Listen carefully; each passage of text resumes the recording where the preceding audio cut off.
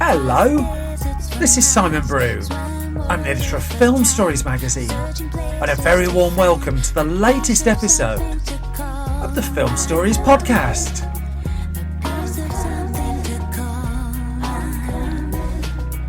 Come with me, and I show you how deep the rabbit hole goes. And movies that had stories. That the story just sucks them in. This is just the beginning. Stories. We would be honored if you would join us. Hello, and a very warm welcome to Film Stories with Simon Brew. I am Simon Brew. That's everything. It's absolutely everything you need to know about me. The aim of the podcast, though, well, I'm here to talk of, title gives it away, the stories of films. And I tend to talk about development stories, production stories, marketing stories, behind-the-scenes stories, all the bits and bobs, really, that go to make the films that we know and sometimes love. Just that, the films that we know and sometimes love. The films I tend to choose for this podcast, they tend to have more of a mainstream leaning to them than anything else. They're films I'm interested in or invested in to some degree. I do try really hard not to do snark. I try really hard not to punch down. I think there's a lot of that out there already. And I just try and celebrate the fact that it's really difficult to make films, and I kind of want to salute those who've managed to get them over the line. For the first of the two films I'm going to talk about in this episode, though, that's enough preamble, isn't it? I'm going to take you back to the start of the 1990s. It's proven to be an era that's been rich pickings for the Film Stories podcast over its existence. I'm going to play you a clip. I'll come to the story of this one, the other side of this.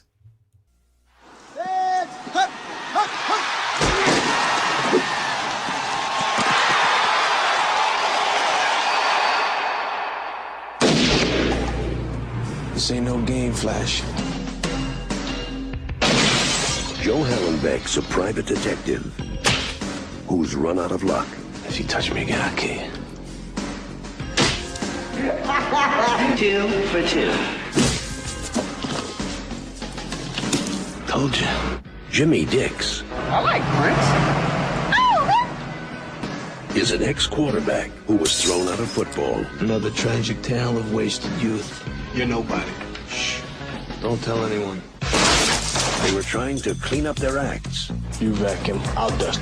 when they got dragged into the dirty world of sports corruption. So you're gonna bribe some senators to legalize again? Legalize. Sports gambling. Now, Son, we're going to a ball game. they've got one shot What am I gonna do? Point at the bad guys and shoot! to get the goods on the bad guys. Just once, I would like to hear you scream. Play some rap music. That then, ladies and gentlemen, was a nice quiet clip from the trailer from 1991's The Last Boy Scout. This one directed by Tony Scott, screenplay by Shane Black from a story by Black and Greg Hicks, starring Bruce Willis, Damon Wayans, Chelsea Field, Noble William, Taylor Negron and Danielle Harris. That's the ensemble for this particular one. The story goes back to its writer. That's where we start, with Shane Black. And it's worth contextualising, even before we get to him, where Hollywood was with spec scripts at the time. That I've talked several times about spec scripts on this podcast, and I've never found that phrase particularly easy to say. But the whole idea is that a script is written without a studio paying for it. The advantage to the studio is it can buy an off-the-shelf project with the script already written, doesn't have to pay for all the development, and it's there, at least in theory. But in the early 1990s, the spec script boom was underway in Hollywood, and The Last Boy Scout was a film that would find itself right at the heart of that. It earned headlines in April 1990 when the Geffen Company, along with Warner Brothers, paid $1.75 million to Shane Black for the screenplay for this one, which at that stage was the record for a spec script sale. It's a record that would last no longer than 67 days when Joe Esterhazy sold the script to Basic Instinct, to Carol Co. But for Shane Black, this one had been a long time coming because he'd been away from screenwriting for 2 years at this point. He had burst onto the scene with some impact in 1986 when he sold his screenplay for Lethal Weapon, the first one, for $250,000. It's an incredible screenplay to read, that one as well. But at this stage, he was in his early 20s, but as he would admit in many subsequent interviews, he was starting to lose his way a little bit. So when Lethal Weapon was made and was a huge success, he was invited back to do a draft of Lethal Weapon 2, which would come out in 1989. He did do that draft, but he decided to kill off Mel Gibson's character in the film. And I don't think it's a major spoiler, given lots of Lethal Weapons followed, to suggest that the studio wasn't particularly au fait with that idea, and other writers were brought in to shape Lethal Weapon 2 going forward, and Mel Gibson's character would survive for at least 2 more sequels.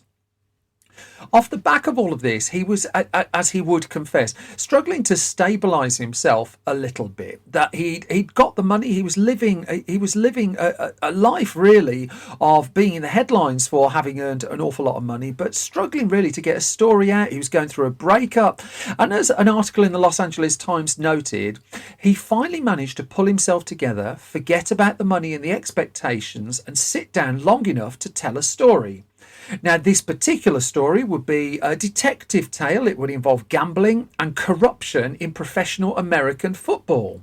The script was, the idea for the film was originally going under the name of Die Hard, and producer Joel Silver recalled this in an interview he gave a few years back, where he revealed that this was the time where he was looking at adapting Roderick Thorpe's book Nothing Lasts Forever for the big screen, and he asked Shane Black if he could have the title Die Hard for that film, and thus he got it, and Die Hard, Shane Black's version, became The Last Boy Scout.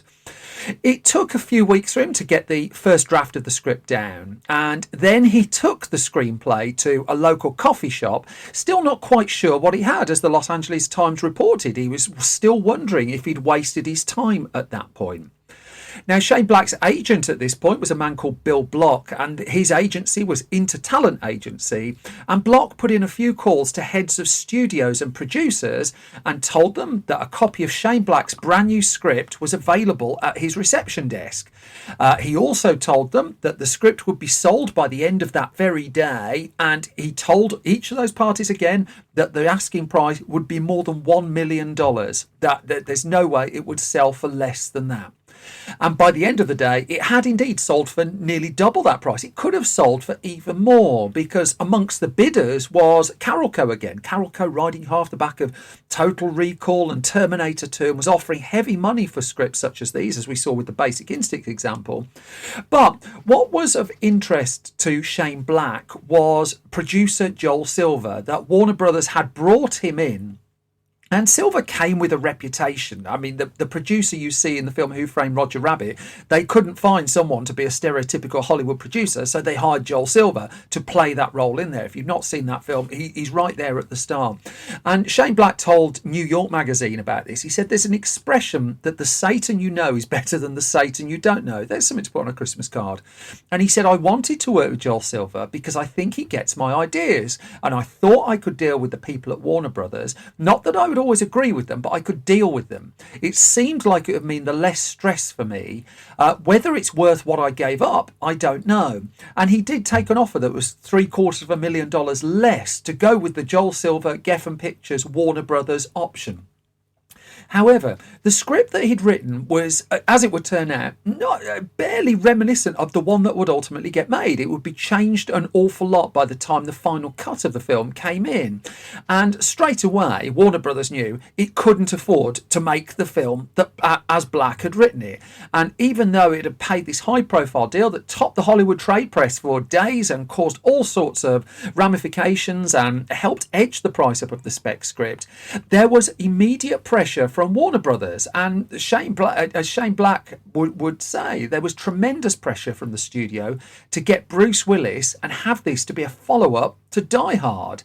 And Willis, when he first saw the screenplay, was really reluctant to join this one, because the original draft of The Last Boy Scout was the lead character that was being offered to Willis, Joseph Cornelius Joe Hallenbeck, was on a mission to save his wife. And as Willis pointed out, he'd just done that in Die Hard. And so Black was straight away working with studio rewrites on this one.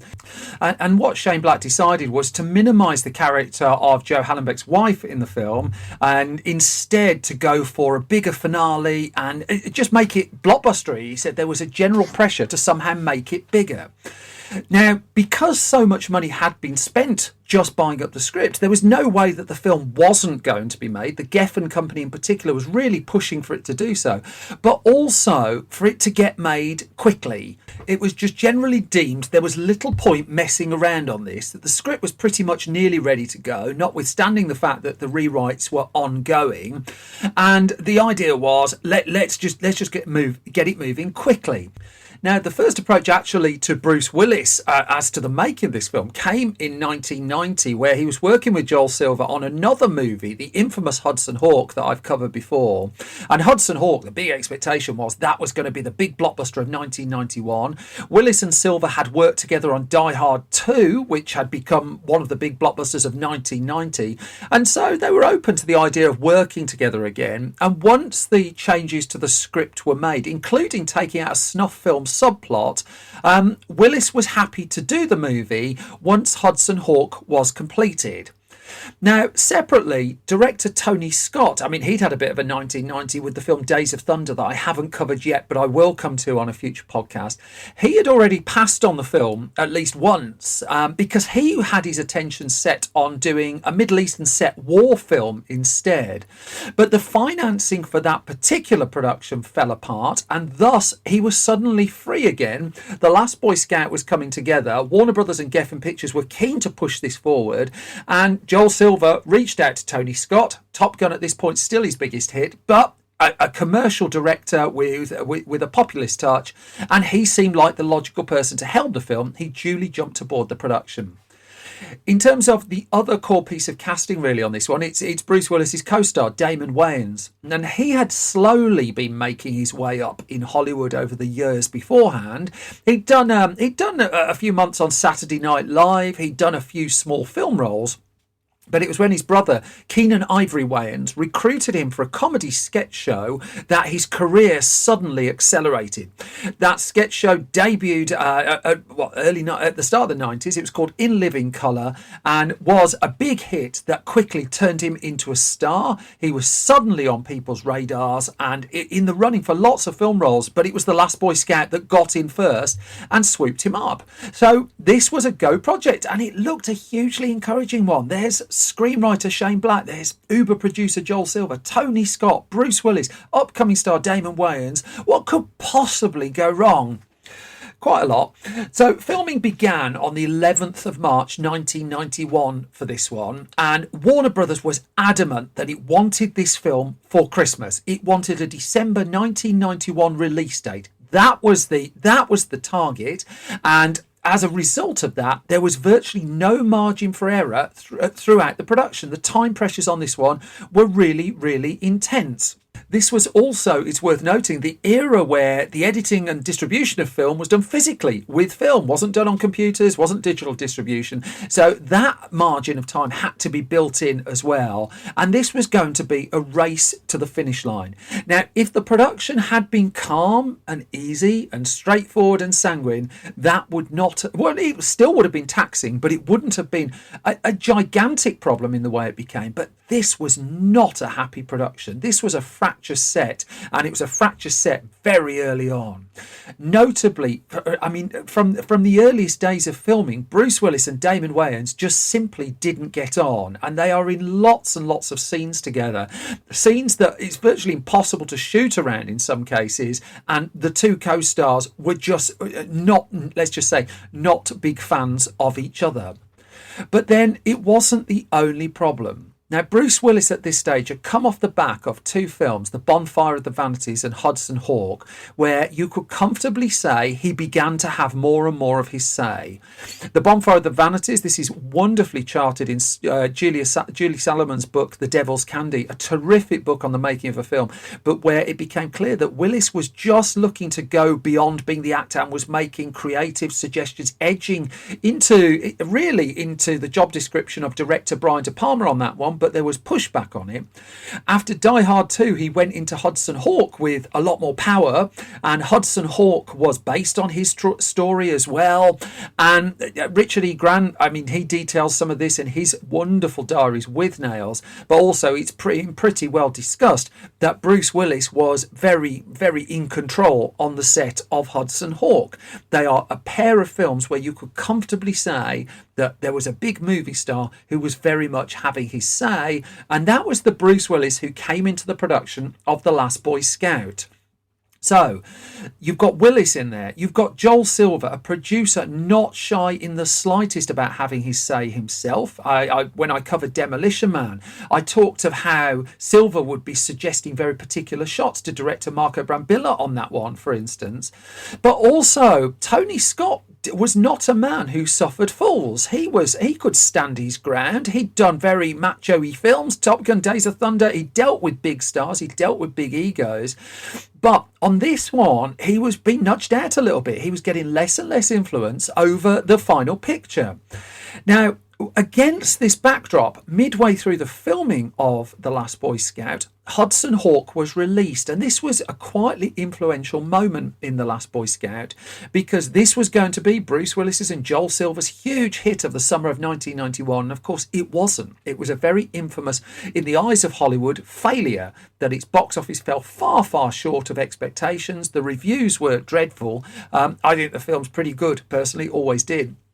But Willis and Silver had taken a real hit on that one. As a result of that, they both needed The Last Boy Scout to work more than ever. So there's two ways they could have gone. Number one would have been, hang on, we might have got it a little bit off on Hudson Hawk. Maybe we should listen to the people around us. Or number two, this has got to work. We're going to get hands on and we're going to sort The Last Boy Scout out. And by the sounds of it, from the reports and the interviews I read, they veered more towards the latter.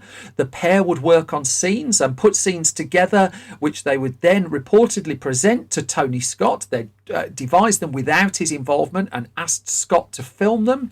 And while Scott was fighting his corner on a lot of these decisions, he was still having to consistently fight. This was a tough shoot. Willis would be pushing towards directing certain moments of the film, and again, with someone like Tony Scott on the set, I mean, that's no small thing, I would suggest. Now, a few years ago, the writer Owen Williams did an excellent piece revisiting the film with The Telegraph, and he brought in assistant director James Scotchtopole, and it's he who came up with an oft-quoted line about The Last Boy Scout, describing it as a film where there was an overabundance of alpha males on that project. Bruce was at the height of his stardom, so was Joel, so was Tony, and so was Shane. There were a lot of people who had a lot of opinions about what to do. There were some heated early 90s testosterone-charged personalities on the line. It was a charged environment, shall we say, he said in the interview with The Telegraph. And it was against that backdrop. I mean, bits of this was making its way into the Hollywood trade press, but against that backdrop, Tony Scott was having to fashion his film. And his relationship, I mean, he'd worked with a tough producer before. He'd worked with Jerry Bruckheimer and Don Simpson previously. But Joel Silver wasn't, well, the relationship there, it wasn't as solid, it would be fair to say. And Tony Scott would reflect in a piece to Empire magazine that on The Last Boy Scout, quote, I got caught a little bit between Bruce and Joel Silver. They'd done the Die Hards together. I was pushed in terms of the cast and in terms of how I was shooting it. I was lower down the totem pole compared with them, and that was tough because I thought the script was so good. And as much as he was protecting the script, it was changing. Shane Black knew it was changing as well.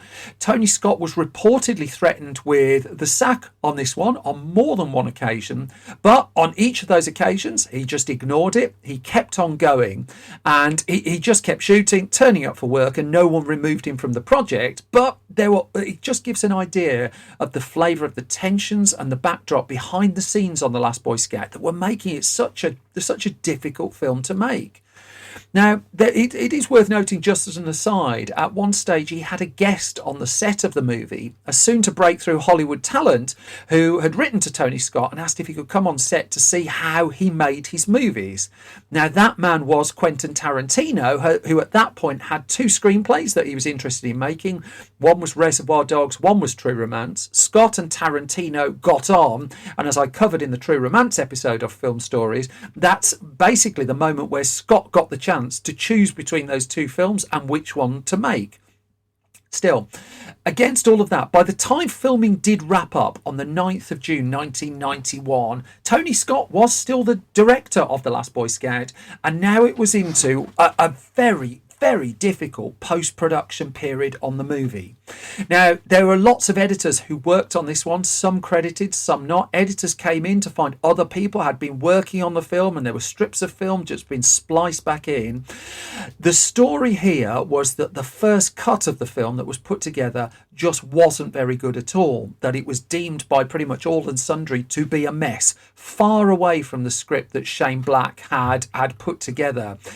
In the end, in fact, the studio would call for Stuart Baird, a very well-known editor in Hollywood blockbuster circles. He would go on to direct films like US Marshals, Star Trek Nemesis, Executive Decision, but he was a go-to person to call in if the editing of your film was in deep trouble. And he was brought in at the last minute, really, to try and hack the film into some kind of order. It would be fair to say he had a lot of material to work with, because one of the ways that Tony Scott liked to shoot his movies was to have several cameras focused on the same action from different camera angles, different viewpoints.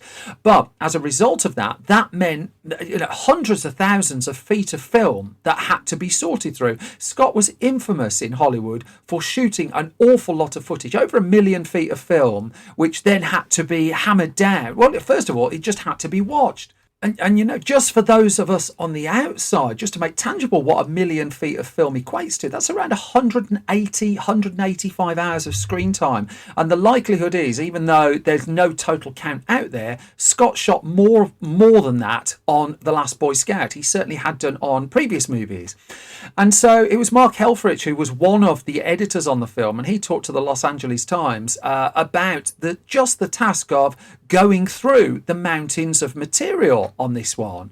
That Mark Goldblatt, who also edited it, he, as the article describes, was renowned for his brutal quick cut style, and he would say it's one of the most painful experiences of his entire career, and it's one that he refuses to talk about anymore.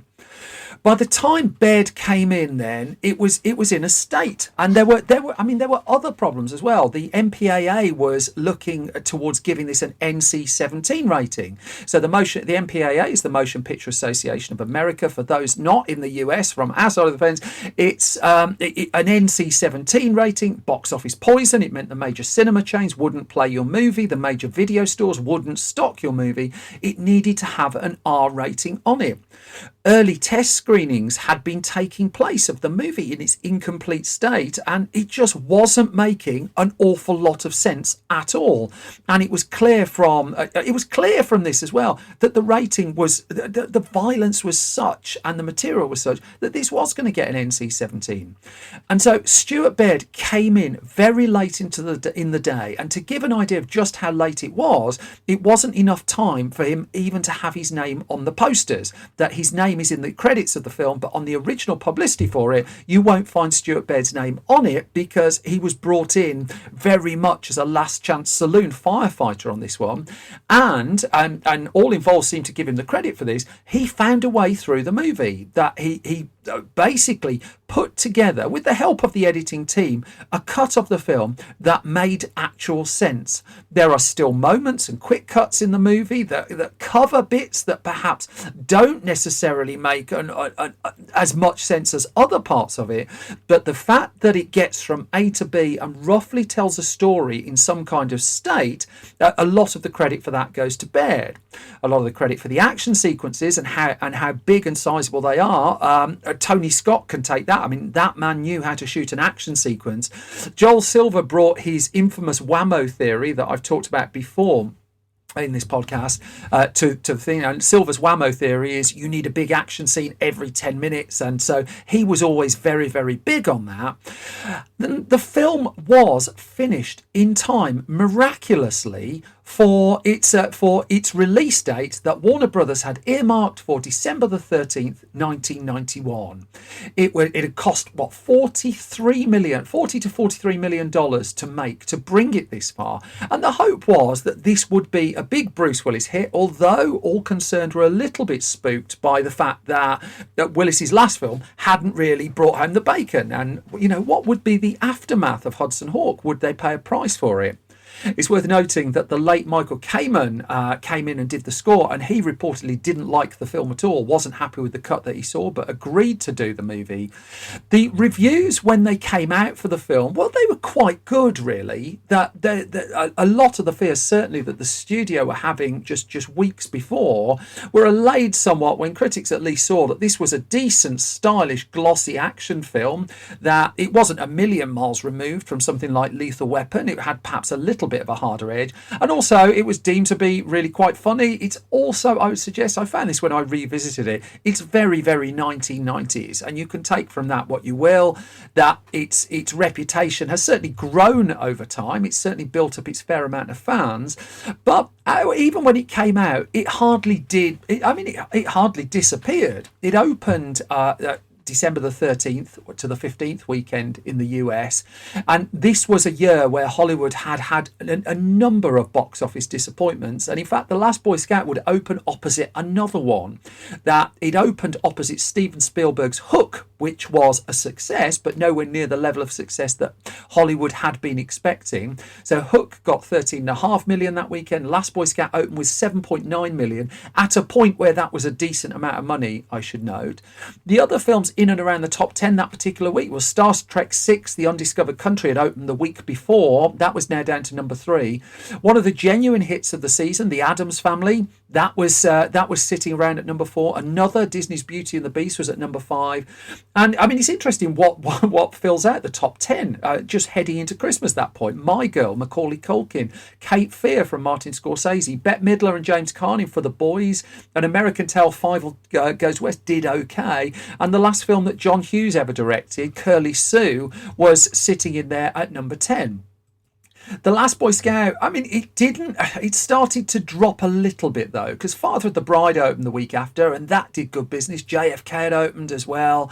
And as it headed towards the back end of December, The Last Boy Scout was doing decent business, but this wasn't Die Hard levels. This wasn't exactly what Warner Brothers was hoping for. Nonetheless, the film wouldn't drop out of the top 10 actually for a good month and a half. And by the time it had completed its US box office run, well, the Last Boy Scout had in the bank a decent amount of change, $59 million.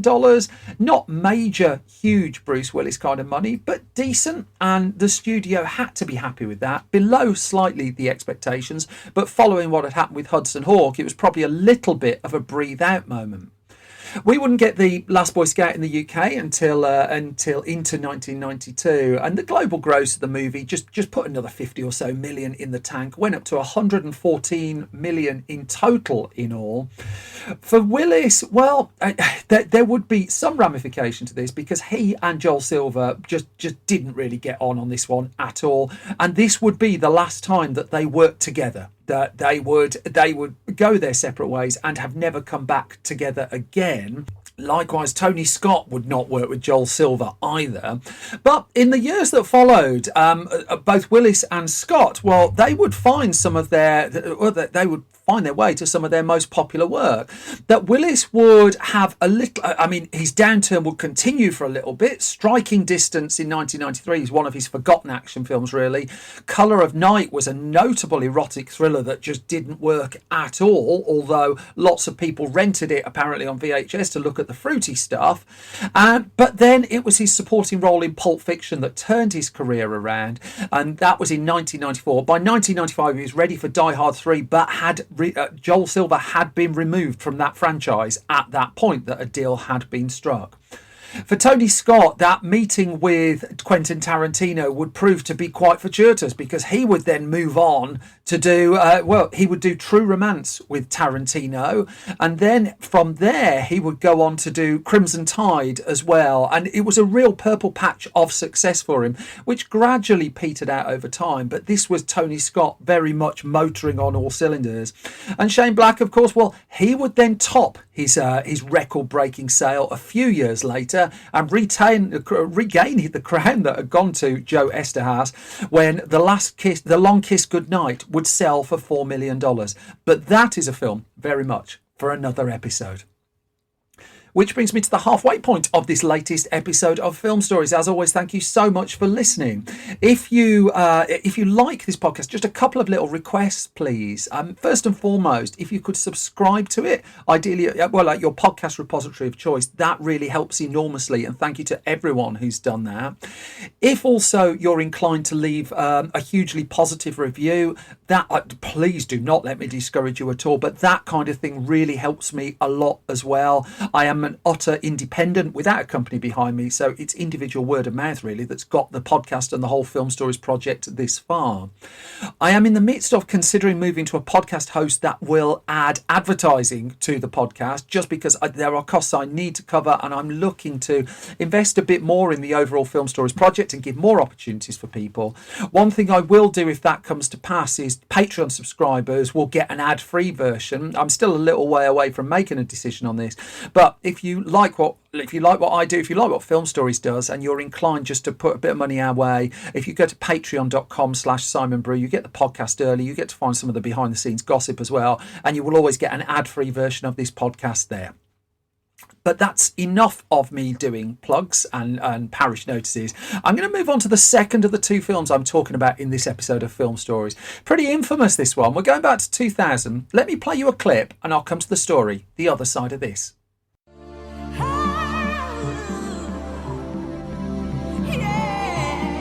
He was looking for something new, a way to change his life.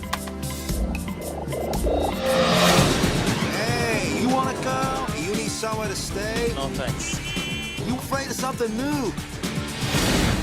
I guess there's this urban myth going around here at the moment. It's about a beach. A secret beach. On an island that no one can get to. Somewhere, paradise must exist. I just feel like everyone tries to do something different, but they always wind up doing the same damn thing. 1 kilometer. 2. Richard? I don't know. I'm thinking miles, not kilometers. I'm American. So let's go.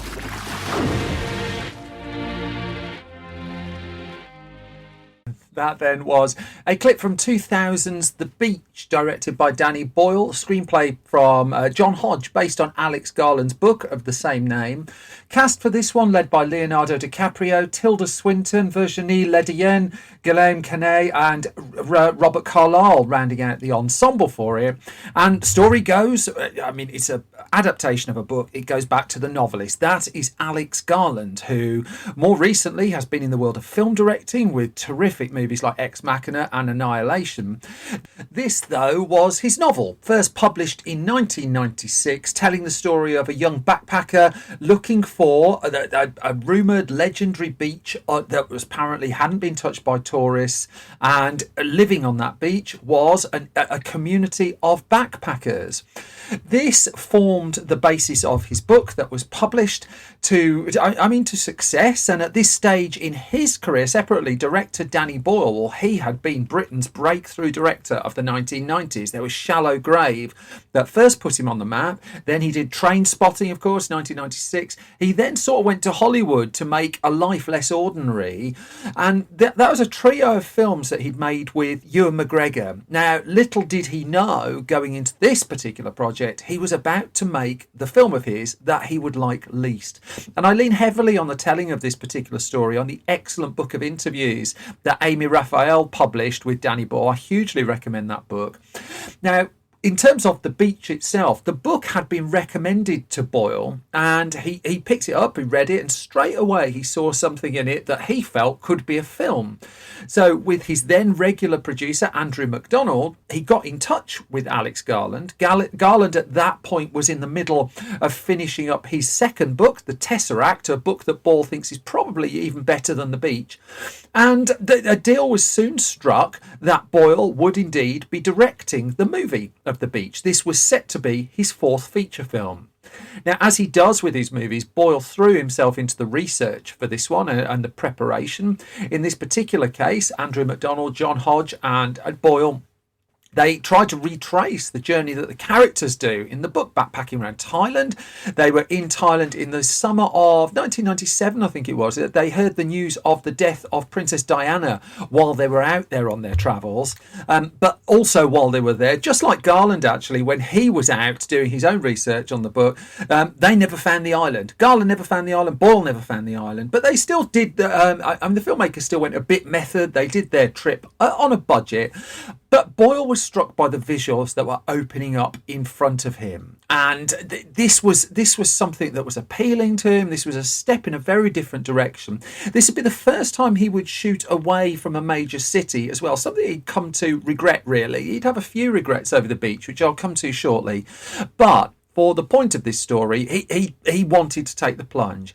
And the plan was that this would be his fourth collaboration with Ewan McGregor. I think a lot of you already know the story. That is not how this came to pass. So Boyle, it got to the point where Boyle gave McGregor a copy of the book. McGregor was interested in reuniting with Danny Boyle again. But separately, Andrew MacDonald, as the producer, knew that the cost of the film was going up and up and up, particularly given that they were going to have to do good chunks of this on location. That following their trip to Thailand, he knew that they were either going to have to fly a load of stuff out to fairly remote places, actually, at some point, or they'd be training or working with a local crew while they were there. Either way, this was not something they were going up the road to film. It was a big, sweeping movie. It was going to involve a big crew. And the hard truth of it, MacDonald was finding, was they were struggling to raise the money for the film. That Boyle's three films to that point had been far more economic. And as much as he'd had trouble raising the money for Shallow Grave in the first place, the wheels were certainly greased after success that he enjoyed.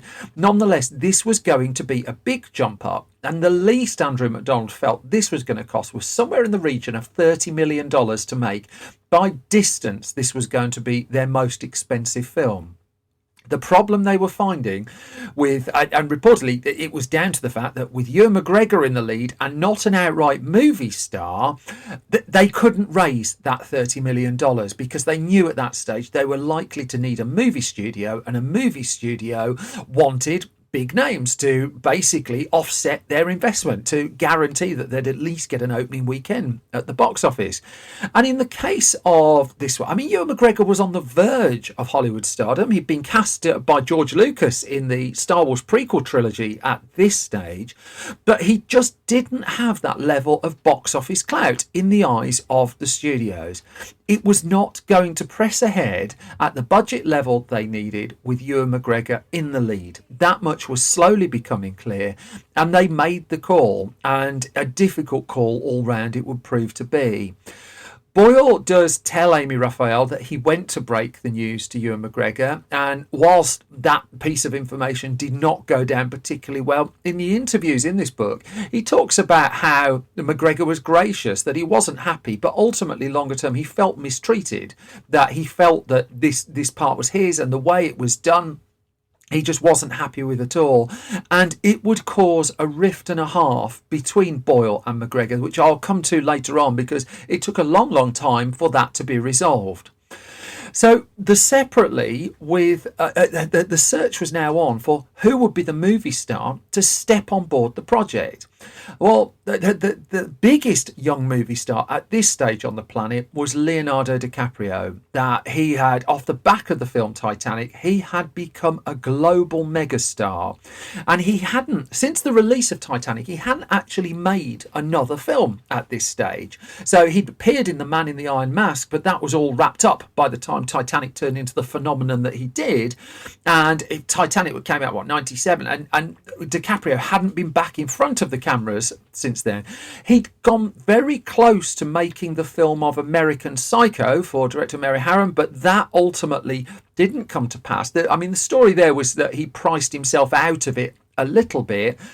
Also, the casting of Christian Bale sort of seemed a bit more logical longer term for American Psycho anyway. I should come to that in a future podcast.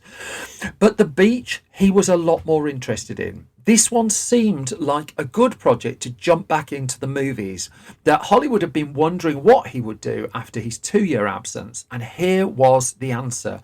Boyle and DiCaprio met. DiCaprio was interested, and this was the one with which he was going to take the plunge. Now, with Leonardo DiCaprio on board, 20th Century Fox was a very happy studio because it was very much on board.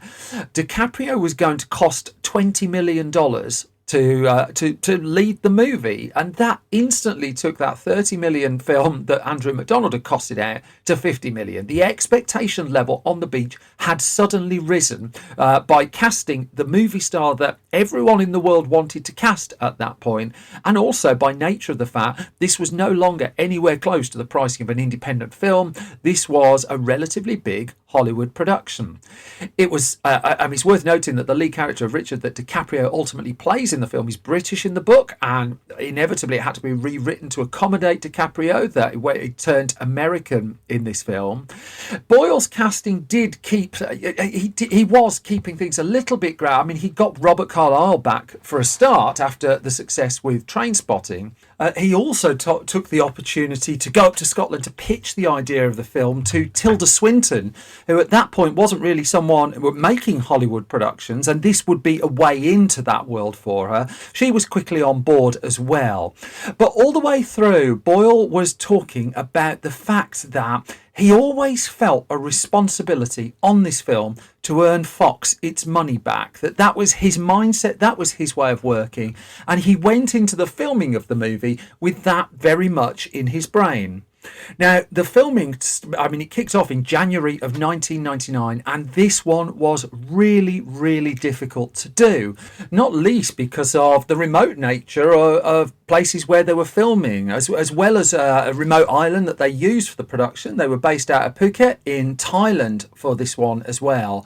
And it was a very long way from home with a lot of things to juggle because, the film was beset by headlines fairly early on about the environmental impact the production was having on the natural environment of the island on which they were shooting.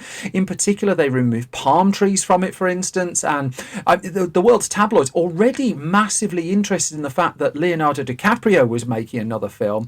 Well, they had another thing to get their teeth into on this one that would continue to haunt the film for a few years afterwards, and I'll come to that shortly.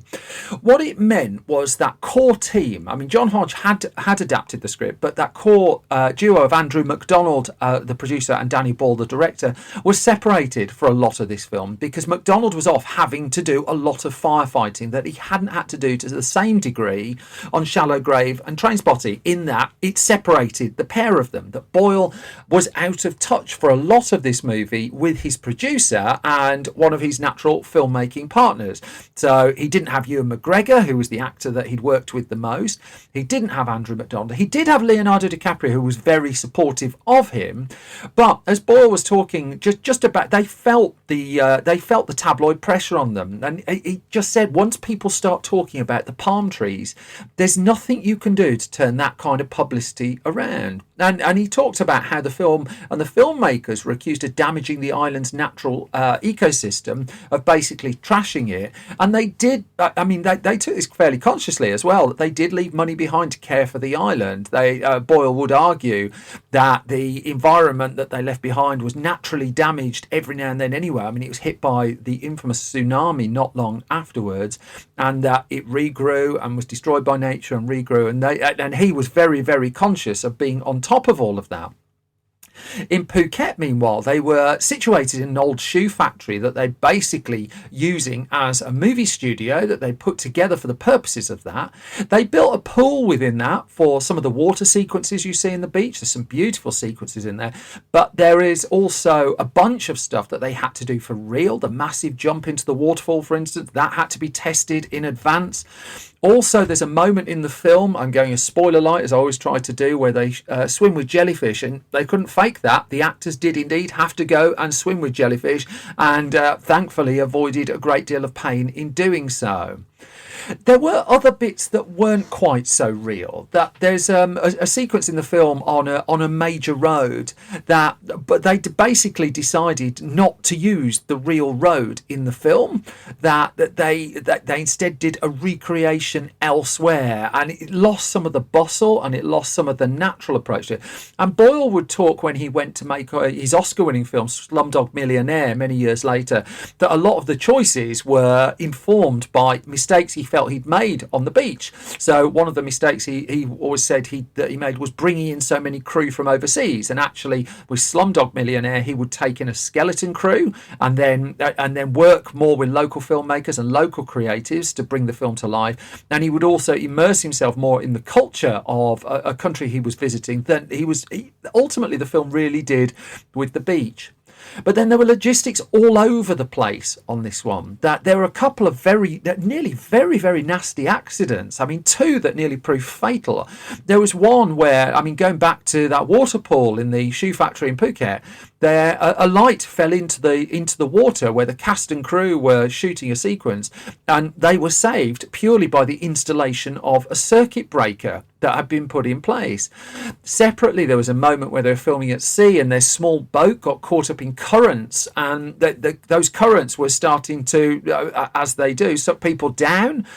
The cast and crew who were out there instantly did the natural thing of swimming to the shore, and were advised urgently by their guys, swim outwards. And at that point, they were able to avoid the currents, be picked up by boats, but nonetheless, it was a very, very, very hairy moment. Boyle would describe it as his least enjoyable personal experience on a film during the location shoot, in particular of the beach. And he explained it's not to do with the actors, but he said the lack of empathy I felt with the characters and the situation they created for themselves. And he said I should have twisted the film to be much more about Thailand, because he realised as he was going on, he didn't like the central character in particular in this film. The character that DiCaprio was playing of Richard was one that Boyle just wasn't rooting for at all, and having lost the connection with that character, he found it very, very uphill to therefore make the film. On the flip side of that, it should be noted that this was a film where Fox gave him virtually no pressure on the movie whatsoever. The fact that Boyle and DiCaprio got on so well was crucial, and DiCaprio would say to Boyle, if you need things shooting or something like that, just tell me and I'll ask them. He used his movie star status to inoculate the film from studio pressure, and so Boyle was able to make it, not least because he was geographically far away from Hollywood, but also he was able to make it away from the interference of Los Angeles-based movie studios, because it had that firewall of a major movie studio, a major movie star who the studio just didn't want to cheese off. Even though it was an expensive film, there were still things they had to do where they needed to be quite nimble. I mean, Boyle's filmmaking roots really came into play here, for instance. So there's things like they shot night scenes during the day a lot of the time, because they couldn't afford to light the island at night on the budget that they had.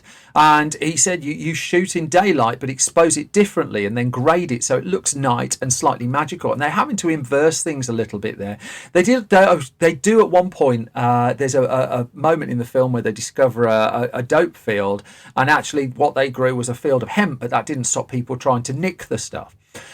The bulk of the film was shot in and around Thailand, and there was then work done back in London. And in April 1999, filming wrapped up. Now, including all the pre-production work that he'd done on it, it had taken Danny Boyle 8 months of being in Thailand to make the beach. And it was only when he returned to London and headed towards post-production that he could start really having a lot more fun with it. So he started putting the music together. For instance, I played a little clip right at the start, the All Saints song Pure Shore. He then dug up a then unknown Moby album, for instance. He brought in a score for the first time. He'd never done that with one of his movies before. But crucially, he found his way back into the film with the editing of it. That didn't mean that there weren't fairly hefty changes made in post-production. There's a lot that had to be cut out. In particular, Boyle talks in his interview with Amy Raphael about having to cut back the character of Etienne quite a lot, and Etienne speaking in French. And in fact, on the DVD and Blu-ray release, there were 9 deleted scenes in the end that Boyle was happy to put out into the world, but it was trimmed quite a lot. I mean, the film was extensively tested in America as well, and it got to a point where there was a final cut of just under 2 hours, which studio mandate really. It has to be at least at most an R rating, has to be under 2 hours, and it got to the point where it was finished, but Boyle again was looking at it and struggling with this character of Richard, who he just felt he hadn't found. And he would say actually in the end that he was changed by making The Beach. In fact, in the aftermath of making The Beach, he would move to smaller movies for a while, things like 28 Days Later, for instance, where he could have a bit more control. But in terms of where the box office landed, I mean, the irony of all of this is for a long time, The Beach was Danny Boyle's most successful film at the box office. Certainly the DiCaprio factor came in. I mean, $50 to $55 million to make in the end, and it enjoyed an opening weekend of 15.2 million when it opened on the weekend of February the 11th to the 13th in the US. It didn't open at number 1 though. There were a couple of competitive movies it was up against. Scream 3 held the top spot from the week before, for instance. In third place was Snow Day with 14 million. The Tigger movie 9.4 million. So The Beach sat in second, and that was deemed okay really. And the DiCaprio factor had certainly played its part. Other films in and around the top 10. The Hurricane, The Green Mile, The First Stuart Little, Galaxy Quest, I've covered that before as well. The Beach's box office, well, the film didn't hang around actually particularly well, but I mean by week 2 in cinemas it had dropped to 7th place. By its third week it was out of the top 10 in the US altogether, and its US gross of 39.7 million was seen as something of a disappointment really. However, the international money came in at over 100 million, and so The Beach ended up with a very tidy 144 million at the worldwide box office for 20th Century Fox. Perfectly happy with that, not least because the soundtrack went nuts as well and did particularly well. Critics were not happy with it really, that they felt it was a little bit all over the place and nowhere near as good as the novel. I think from the sounds of it, Boyle was pretty much on board with some of that criticism as well.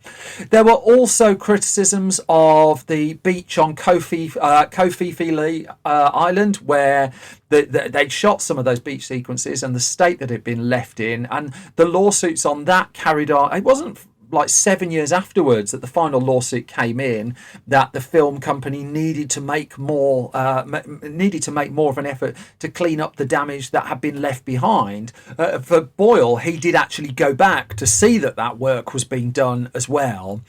A couple of other aftermaths of it are, well, first of all, Andrew MacDonald and John Hodge, they sort of all went their separate ways. That Boyle would say that they became, quote, disillusioned with me after The Beach, and they would ultimately end up working together again, but it had been a testing time for all concerned, really.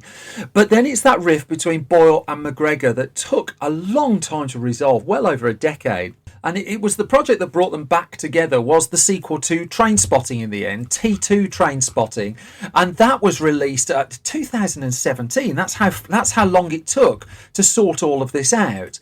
And that when they were promoting this movie, Danny Boyle and Ewan McGregor went on the Graham Norton show together, and they were fairly candid about it. I mean, Boyle was very much carrying the can in that interview, but they told a story of how they were both on the same transatlantic flight at one point, sat at different seats and just nervously looking over at each other, but didn't reconcile even at that point when they had the opportunity to do so.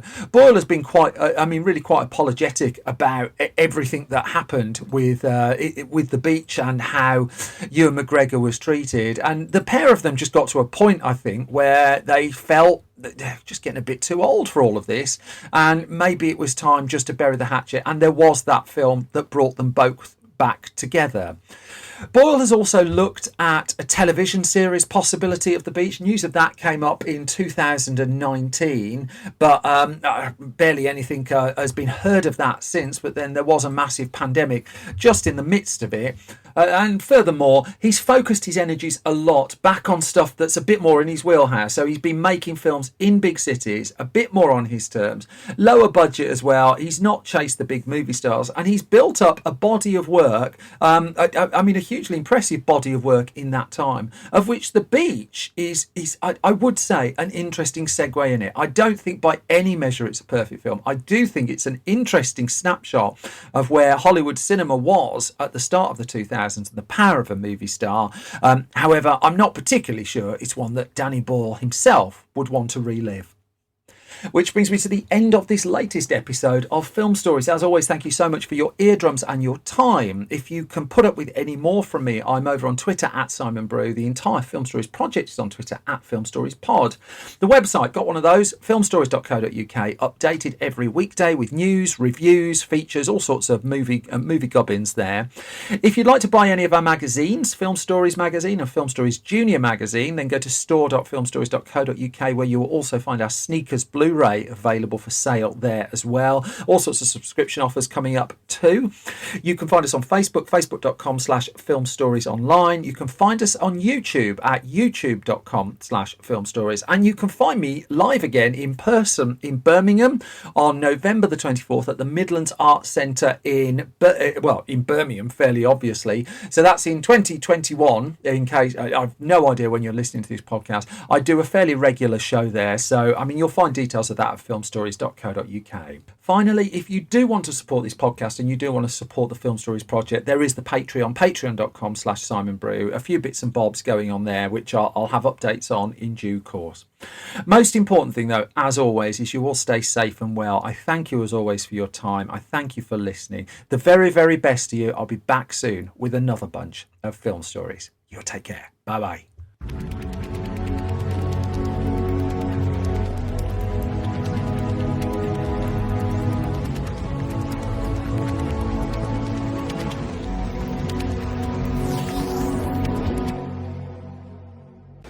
Why did Mr. Milo cross the road?